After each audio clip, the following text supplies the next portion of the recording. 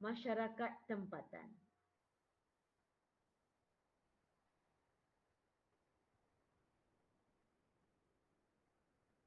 Okey.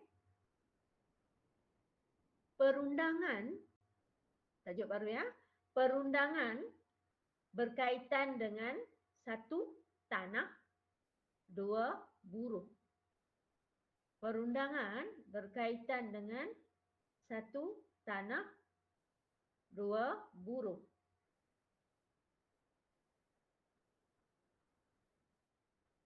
Okey, kamu boleh buat dalam bentuk perteminda pun ya. Okey. Yang pertama tanah. Yang pertama tanah. Tanah. Negeri-negeri Melayu. Tanah di negeri-negeri Melayu. Kamu boleh gunakan short form NNM pun boleh. Negeri-negeri Melayu. Okey.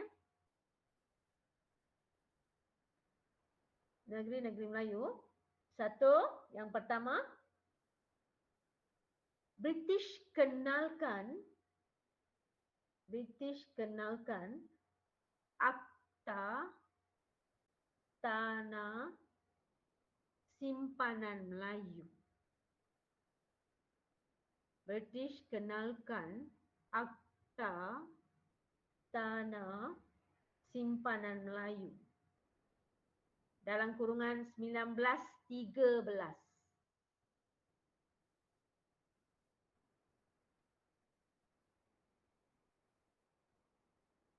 Residen boleh mengisytiharkan mana-mana tanah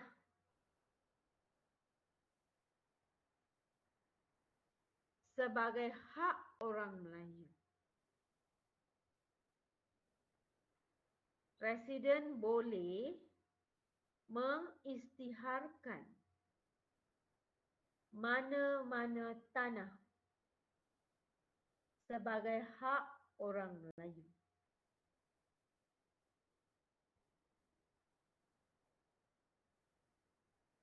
Tanah itu tidak boleh dijual,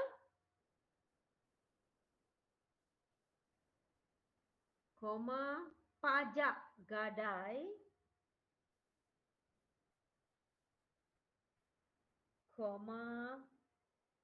pindah milik kepada orang bukan Melayu.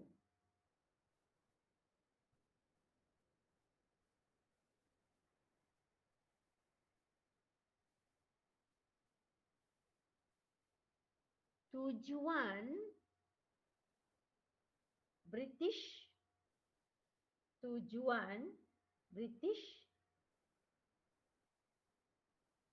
untuk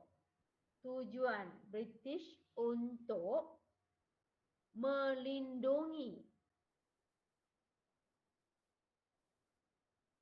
kepentingan ekonominya.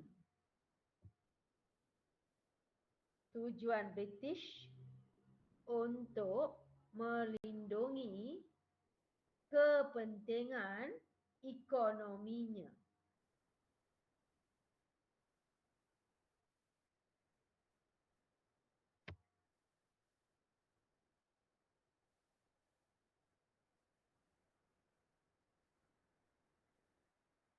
Ini kerana tanah itu tidak subur,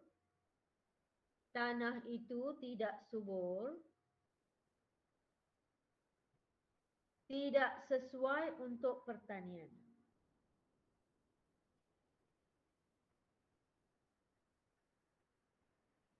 Okey, yang kedua Sarawak.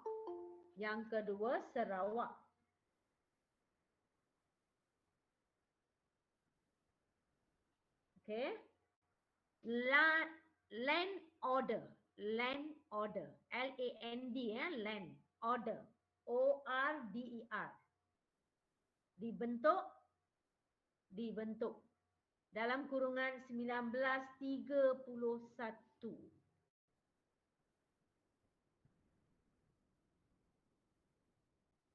Boleh rujuk muka surat 146 kalau takut ejaan. Okey. Peruntukan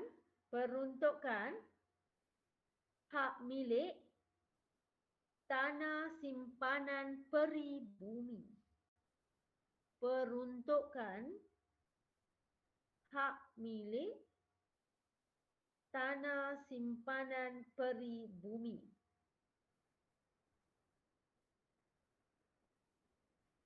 Matlamat melindungi masyarakat peribumi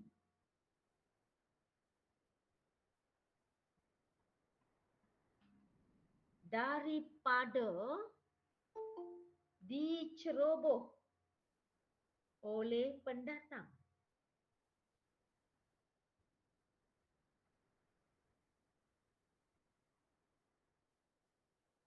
Okey, seterusnya land settlement. Land settlement.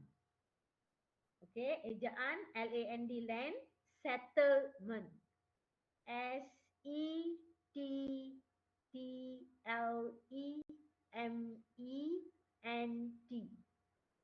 Settlement dalam kurungan 1933.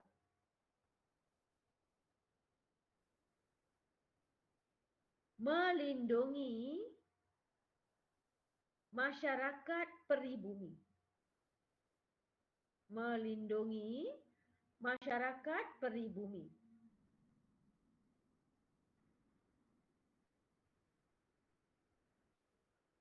Land order.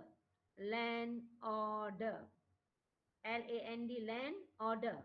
OR DER 1948. Land order 1948. Tanah Sarawak dibahagi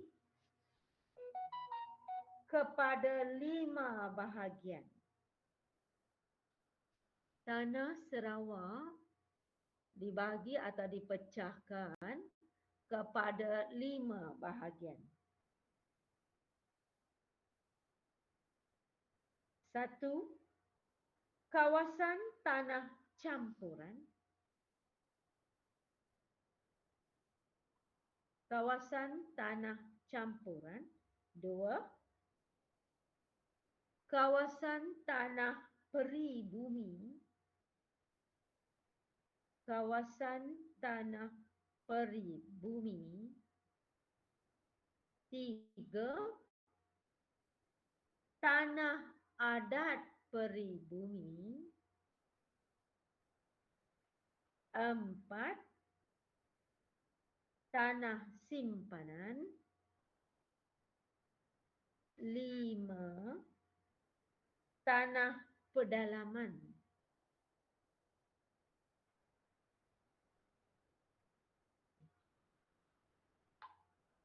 Okey. Yang ketiga Sabah. Yang ketiga Sabah.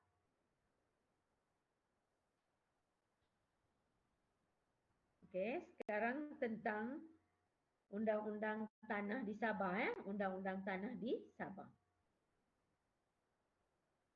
Okey, proklamasi. Ejaan kalau tak pasti tengok Sabah muka surat 146. Proklamasi. Cikgu eja PROKLAMASI.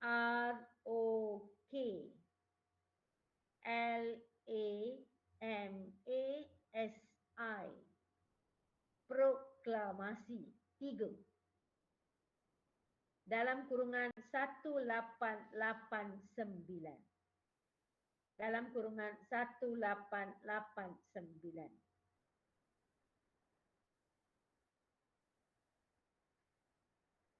Perlindungan hak peribumi.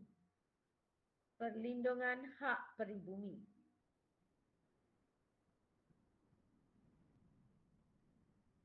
Perlindungan hak pribumi. Melindungi hak dan kepentingan pribumi. Melindungi hak dan kepentingan pribumi.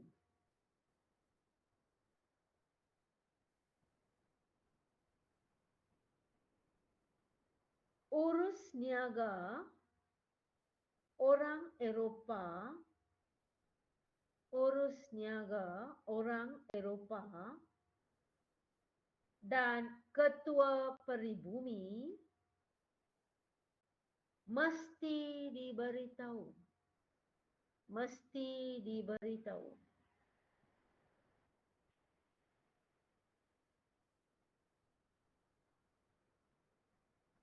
Peribumi ada hak. Peribumi ada hak menuntut ganti rugi.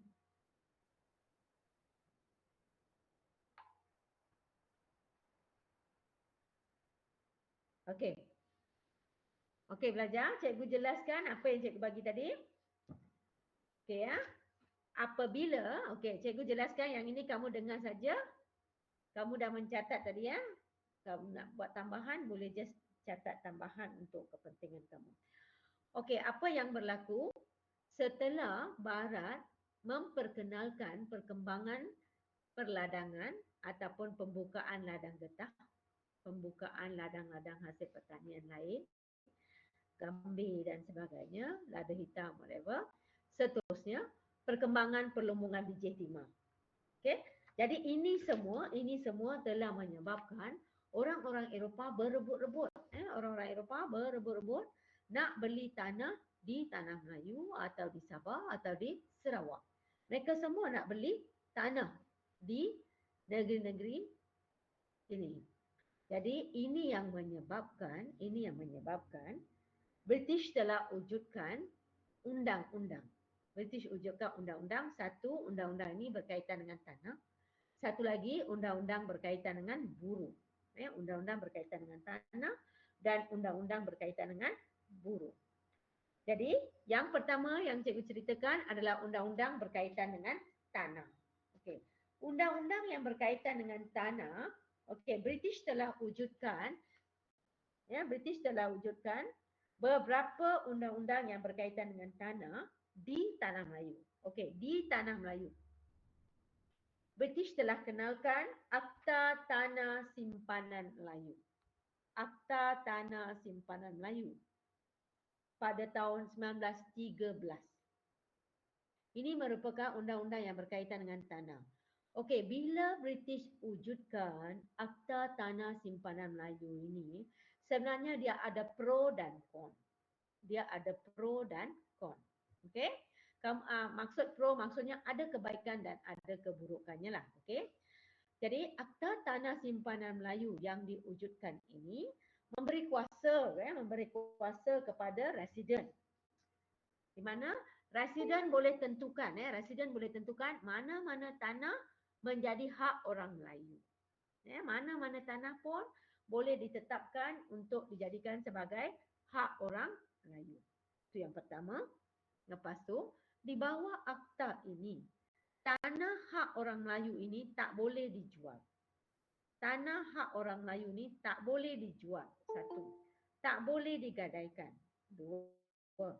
Lepas tu tak boleh dijual kepada bukan Melayu. Maksudnya, tujuan akta ini adalah untuk melindungi tanah milik masyarakat Melayu pada masa itu. Okey. Tapi apa yang dikatakan, British ada tujuan lain. British ada tujuan lain. Tujuan British supaya orang-orang Melayu tidak terlibat dalam kegiatan pertanian komersial. Kerana tanah yang diberikan itu adalah tanah yang tidak subur. Okey, sebenarnya ikut pengetahuan cikgu lah, cikgu cerita dengan kamu sedikit. Okey, apa yang telah berlaku pada masa itu cikgu cerita sedikit Apa yang berlaku pada masa itu apabila perkembangan pertanian berlaku. Pertama sekali penanaman getah. Jadi ramai yang cuba menanam getah. Jadi pekebun-pekebun kecil yang dulu menanam padi pun cuba tukarkan tanah mereka daripada tanam padi pergi ke tanam getah. Jadi apa yang dibuat oleh pekebun-pekebun kecil ni, mereka mereka gadaikan tanah mereka. Mereka gadaikan tanah, lepas tu mereka cuba nak tanam getah. Tapi sebenarnya mereka tak sedar bila tanah tu digadaikan dan ditanam dengan getah, getah akan ambil masa yang panjang untuk memberikan hasil dalam lingkungan 15 tahun. Ya. Dalam lingkungan, kalau cikgu tak silap lah, berapa tahun, belas tahun. Barulah pokok getah itu boleh memberi hasil. Kerana pokok tu you tak boleh toreh bila dia kecil. You kena tunggu dia besar baru boleh toreh. Jadi apa yang berlaku pada masa itu, ramai petani-petani ataupun ramai orang Melayu yang ada tanah telah kehilangan tanah mereka kerana tergadai. Jadi ini juga satu sebab lah kenapa pada masa itu British telah wujudkan Akta Tanah Simpanan Melayu. Supaya tanah orang Melayu tidak terlepas ke tangan orang lain dan tidak tergadai. Itu dia punya kebaikan. Tapi satu lagi tujuan British, untuk elakkan orang Melayu terlibat dalam komersial. Itulah salah satu daripada tujuan. Okey, itu apa yang berlaku di Tanah Melayu. Okey, apa yang berlaku di Sarawak? Di Sarawak, di bawah pemerintahan dinasti Brooke, di bawah pemerintahan dinasti Brooke, tiga akta undang-undang telah diwujudkan berkaitan dengan tanah. 3 akta undang-undang telah diwujudkan berkaitan dengan tanah. 1. Land Order 1931. 2. Land Settlement 1933. 3. Land Order 1948. Okey, ada 3 akta atau undang-undang yang telah dikeluarkan semasa dinasti Brooke. Apa tujuan semua undang-undang ini? Untuk memastikan hak milik, untuk memastikan hak milik tanah simpanan peribumi tidak terlepas ke tangan orang lain. Ya. Dan juga untuk pastikan masyarakat peribumi dilindungi. Kerana pada masa itu ramai orang Eropah berebut-rebut nak beli tanah. Jadi pihak dinasti Brooke tak mahu rakyat peribumi kehilangan tanah mereka. Jadi telah wujudkan 3 undang-undang tanah tersebut. Okey, seterusnya undang-undang tanah yang diwujudkan oleh dinasti Brooke di Sarawak ni telah bagikan pemilikan tanah ni kepada 5 kawasan yang berbeza. 1, ada kawasan tanah campuran. Tanah campuran maksudnya ada orang Melayu, ada orang Cina, ada orang Iban, ada orang Kadazan. Campuran. Okey? Tanah tu boleh dimiliki oleh siapa-siapa. Itu satu jenis. Yang kedua, ada tanah yang hanya boleh dimiliki oleh peribumi saja. Peribumi maksudnya golongan etnik saja. Okey? Kalau orang Iban punya. Kalau orang Kadazan punya, macam tu. Lepas tu, ada pula tanah yang telah dihaskan untuk adat peribumi. Ya, sebab adat tidak boleh diganggu ataupun diubah suai. Jadi, mereka telah haskan tanah-tanah tertentu untuk adat peribumi. Lepas tu, ada tanah simpanan yang tak dibuka dan juga tanah kawasan pedalaman, iaitu kawasan yang jauh ke arah pergunungan, bukit dan hutan. Okey, itu adalah sistem tanah di Sarawak. Okey, di Sabah pula, di Sabah. Di Sabah pun sama. Okey, di Sabah pun sama. Di mana sebelum tahun 1888. Sebelum tahun 1888, semua urus niaga yang pernah dibuat oleh orang peribumi berkaitan dengan penjualan tanah atau pembelian tanah, semuanya tak sah. Tak sah. Okay. Jadi pada tahun 1889, pihak SBUB telah wujudkan akta yang dinamakan sebagai Proklamasi 3. Okey. Sabah di bawah SBOP telah wujudkan Undang-Undang Tanah yang dikenali sebagai Proklamasi 3. Apa tujuan undang-undang ini? Melindungi hak dan kepentingan peribumi. Melindungi hak dan kepentingan peribumi. Kedua, untuk memastikan apa saja urusan perniagaan yang berlaku mesti diberitahu kepada SBOP. Mesti diberitahu kepada SBOP. Okey, jadi sekiranya ada masalah, pihak peribumi ataupun orang-orang peribumi boleh menuntut ganti rugi. Okey, itu berkaitan dengan Undang-Undang Tanah. Undang-Undang Tanah yang telah diwujudkan di Tanah Melayu, di Sabah dan di Sarawak. Okey. Sekarang kita masuk kepada buruh. Okey, tulis tajuknya buruh. Tulis tajuknya buruh. Okey, cikgu bagi soalan. Cikgu bagi soalan untuk tajuk ini. Kamu tolong tuliskan soalan tersebut. Okey, sekejap ya. Cikgu nak rekodkan. Okey, tajuk buruh. Jelaskan cara-cara kemasukan buruh dari luar. Titik. Jelaskan cara-cara kemasukan buruh dari luar. Titik. Pecahan 1. Pecahan 1. Buruh dari China. 4 markah. Buruh dari China. 4 markah. Pecahan 2. Buruh dari India. 4 markah.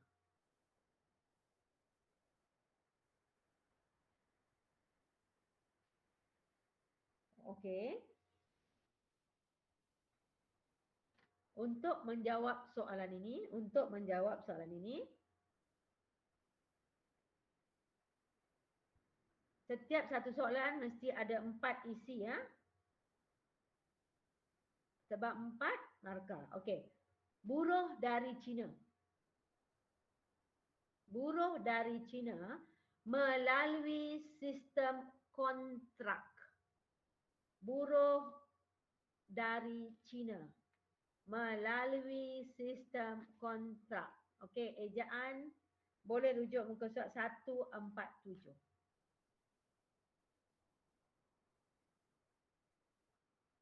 Buruh dibawa masuk oleh majikan. Buruh dibawa masuk oleh majikan.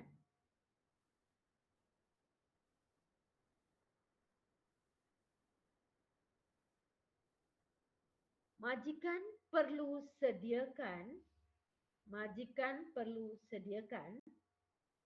makanan, pakaian dan tempat tinggal.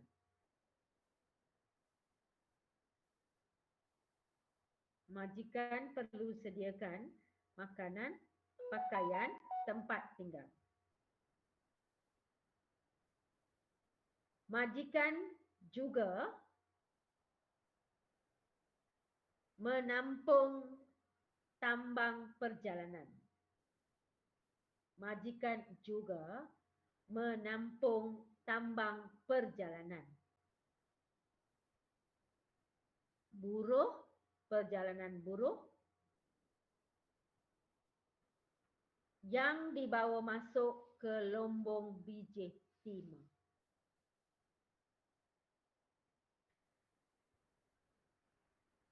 Okey.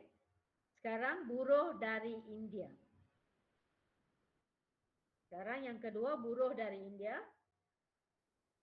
Buruh dari India melalui sistem Kangani. Buruh dari India melalui sistem Kangani. Titik. Untuk bekerja di ladang getah. Untuk bekerja di ladang getah.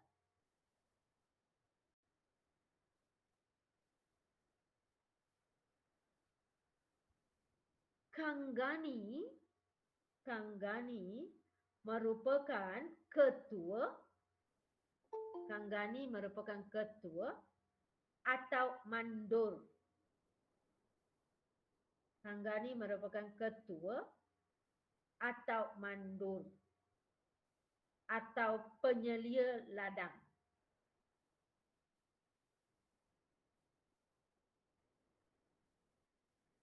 Majikan akan hantar Kanggani ke India. Majikan akan hantar Kanggani ke India.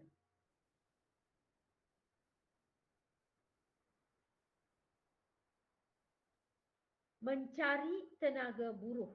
Mencari tenaga buruh.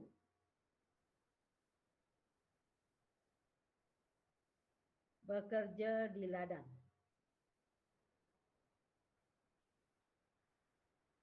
Tambang perjalanan diurus oleh Kanggani. Tambang perjalanan diurus oleh Kanggani.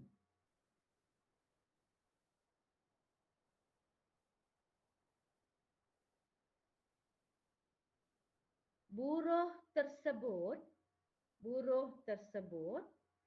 mesti kerja atau bekerja hingga hutang tambang selesai.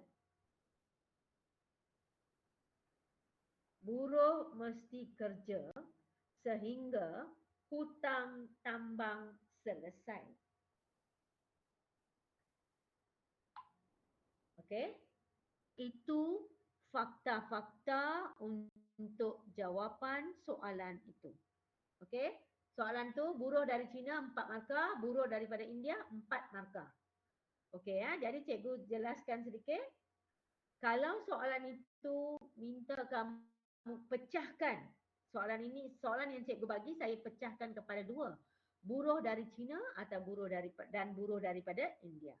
Kalau soalan itu cantumkan pun tak jadi masalah, kamu boleh berikan jawapan yang sama. Okey ya, jadi untuk buruh dari China, apakah sistem yang dikenalkan?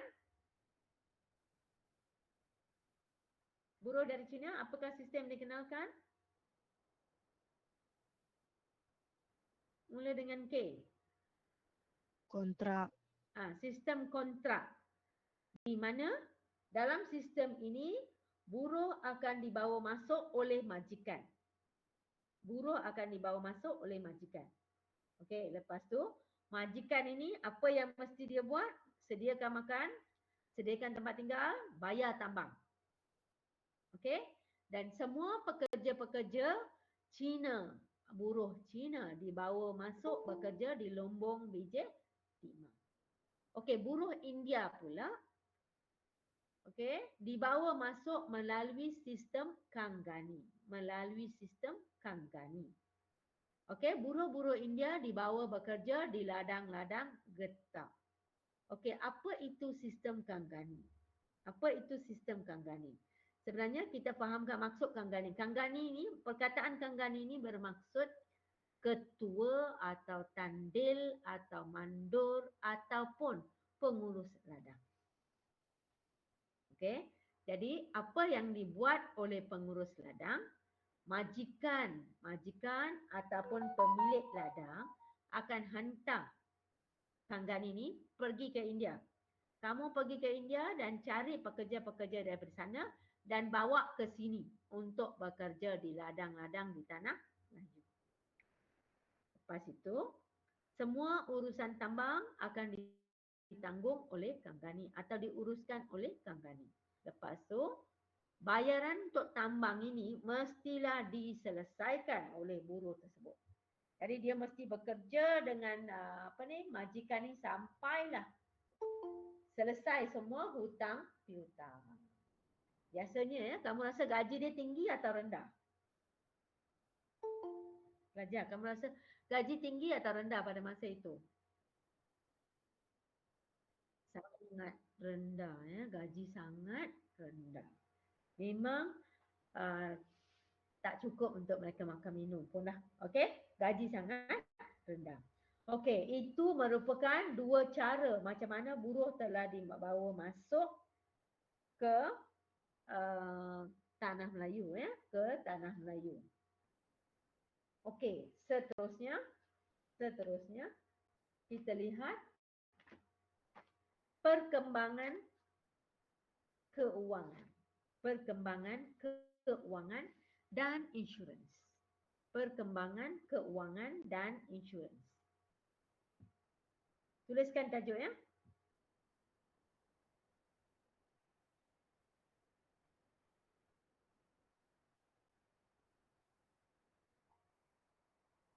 Okey, tajuk baru perkembangan keuangan dan insurans.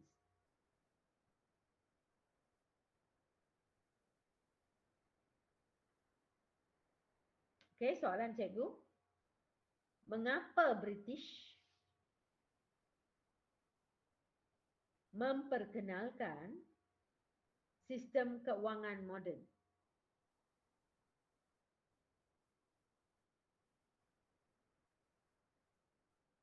Mengapa British memperkenalkan sistem keuangan moden?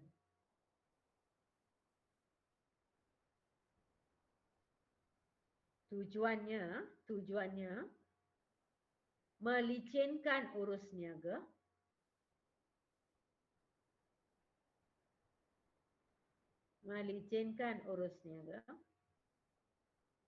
Kedua, mudahkan pengurusan keuangan.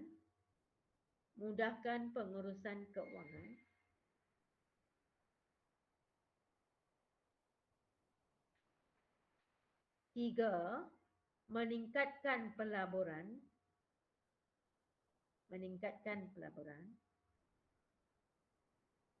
Empat, modal dari luar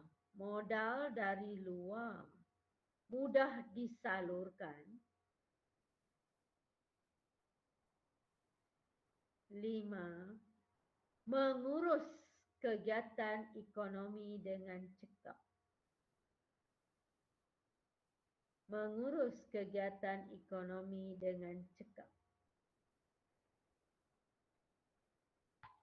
Okey, ini adalah satu bentuk soalan kebat. Kalau soalan tu tanya kenapa British nak kenalkan sistem keuangan moden dan juga insurans di tanah Melayu. Ya, tujuannya 5 tujuan yang cikgu sebut tadi. Okey, 5 tujuan ataupun 5 sebab kenapa British nak kenalkan sistem keuangan yang moden. Okey, seterusnya.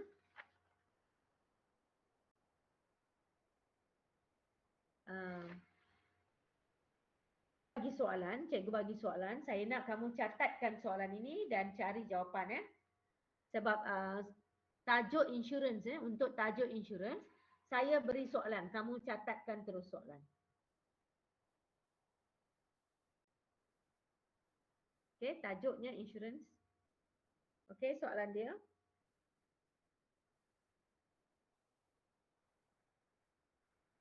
Yang pertama, senaraikan dua syarikat insurans.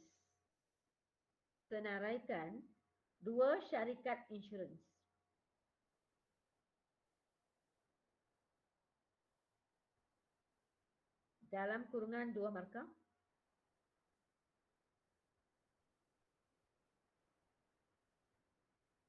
Soalan kedua, namakan 3 bentuk insurans. 3 bentuk insurans yang berkembang di negara kita.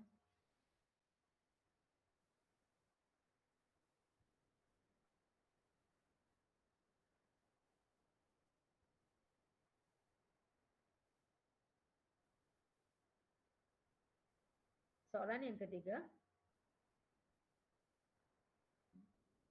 Soalan tadi berapa markah? 3 ya. Okey, soalan ketiga. Jelaskan perkembangan insurans. Jelaskan perkembangan insurans.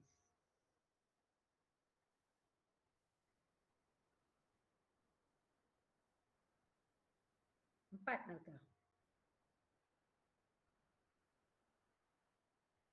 Okey.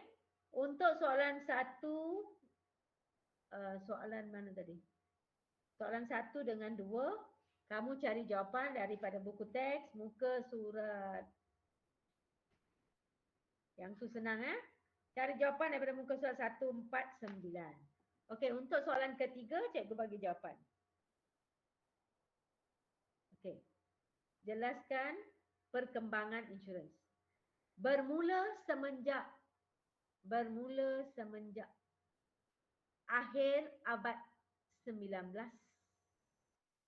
Bermula semenjak akhir abad 19 dan awal abad 20. Akhir abad 19 dan awal abad 20.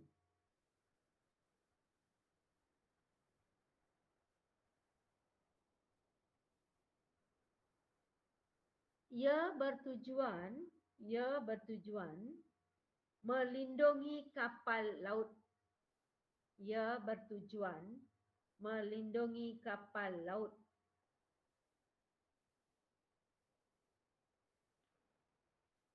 Titik.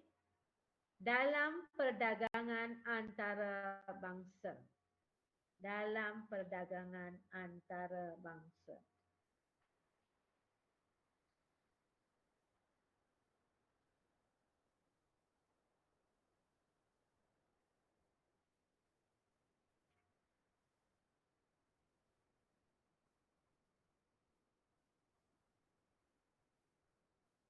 Okey, seterusnya.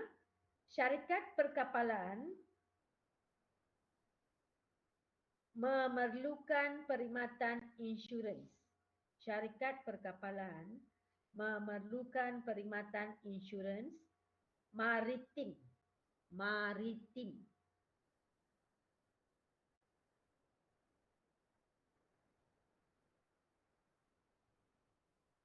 Titik.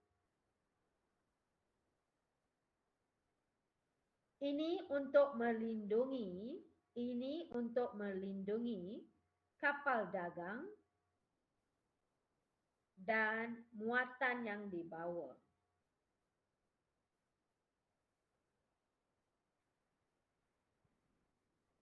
Ini untuk melindungi kapal dagang dan muatan yang dibawa.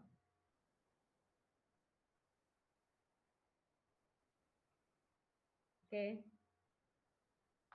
Cukup. Kamu boleh juga bagi contoh Kamu boleh juga bagi contoh. Selepas ini pelbagai jenis insurans telah berkembang, insurans nyawa, boleh bagi contoh yang lain Selepas ini berkembangnya insurans kebakaran, insurans harta, insurans nyawa dan sebagainya. Okey, itu tentang insurans. Selesai. Tajuk yang baru sekejap. Tajuk yang baru adalah berkaitan dengan perkembangan sistem keuangan. Perkembangan sistem keuangan. Kamu terus catatkan yang ini tajuk ni.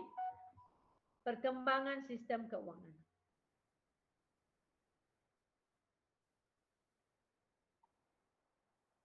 Okey, tajuknya perkembangan sistem keuangan. Barat kenalkan mata wang asing. Barat kenalkan mata wang asing.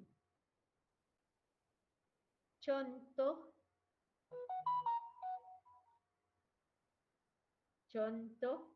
mata wang perak. Mata wang perak Spanyol. Mata wang perak Spanyol.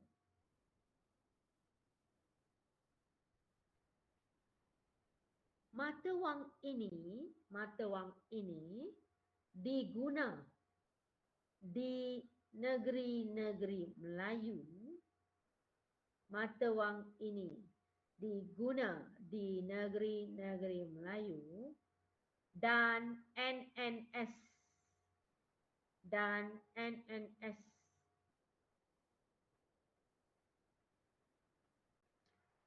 tahun 1897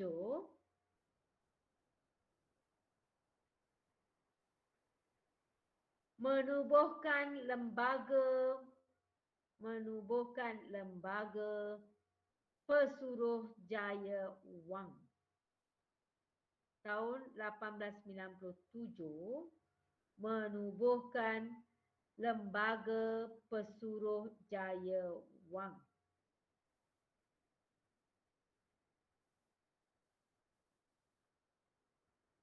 British mengeluarkan wang kertas.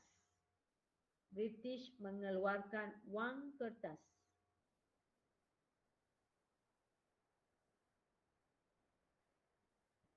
Kesannya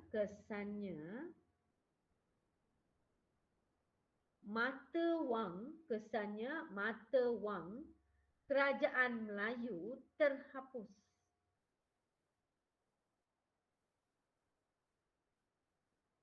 Mata wang kerajaan Melayu terhapus.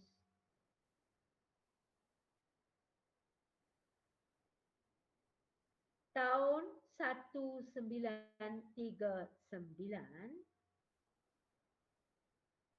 British kenalkan dolar Malaya.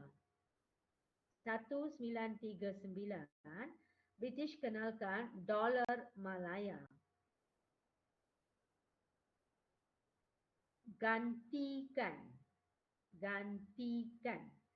dolar selat. Gantikan dolar selat.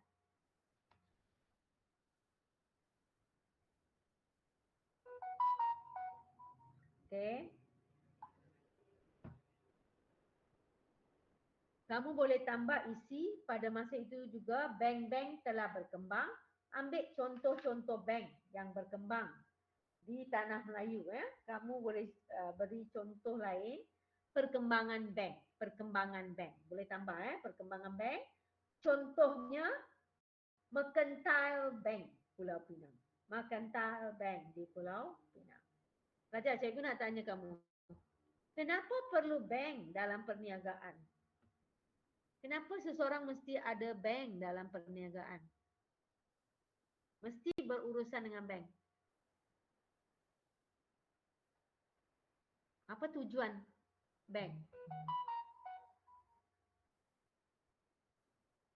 Perniagaan dijalankan secara sistematik. Betul tak? Ya, betul. Puteri kata biar duit selamat dalam bank. Betul. Duit selamat dalam bank pun boleh. Okey. Lepas tu, perniagaan dijalankan dengan lebih sistematik. Misalnya, kita bayar bukan melalui cash tapi kita gunakan cek dan sebagainya. Okey. Jadi itu caralah kenapa bank telah diperkenalkan. Lepas tu ini juga disebabkan pada masa itu menggalakkan kedatangan pelabur ataupun pemodal. Jadi bila ada bank, pelaburan semakin meningkat. Kenapa? Wang dapat disalurkan melalui bank. Okey, selesai dah cerita tentang bank. Okay, jabatan dan agensi kamu boleh baca lah tu sikit saja. Jabatan dan agensi kamu boleh baca. Jabatan dan agensi kerajaan tu muka surat 148. Okey, selesai.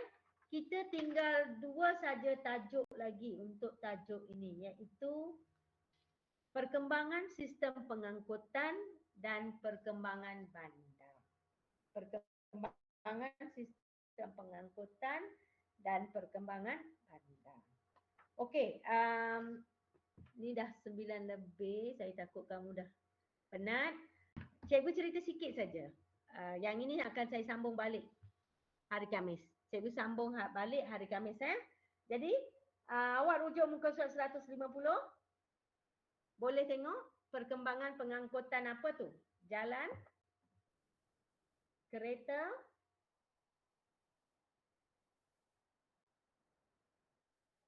kereta api. Okey. Perkembangan jalan kereta api dan juga perkembangan jalan raya telah mainkan peranan yang penting akibat daripada kesan pentadbiran barat di negara kita. Kenapa? Kenapa cikgu nak tanya kamu? Kenapa orang British ni nak wujudkan sistem jalan raya? Kenapa dia nak wujudkan sistem jalan kereta api? Siapa tahu? Apa sebabnya? Barat nak kenalkan jalan kereta api? Nak kenalkan jalan raya? Bukankah jalan raya dan jalan kereta api ini adalah belanja besar untuk mereka? Apa sebab? Siapa tahu? Fikirkan. Kenapa nak dikenalkan jalan raya, jalan kereta api walaupun kedua-duanya menelan belanja yang besar? Okey. Ada siapa tahu? Ya, cuba Rais. Untuk perhubungan. Okey, untuk perhubungan satu sebab. Selain daripada itu. Selain daripada itu. Okey, bagus. Untuk tujuan ekspor. Bagi cikgu contoh. Ekspor apa tu sayang?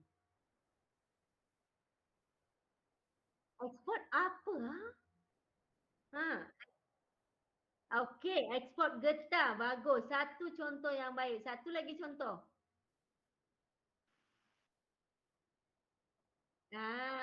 Yes.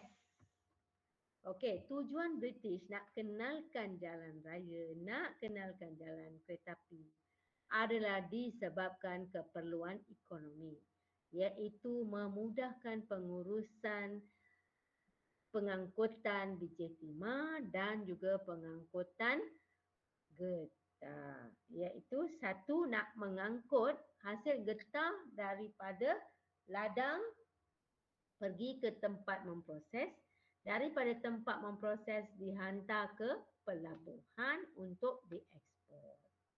Okey?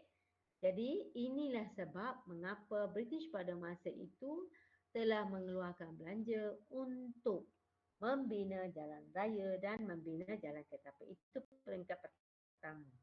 Jalan raya dan jalan kereta api dibina peringkat pertama untuk menampung keperluan pengangkutan barang.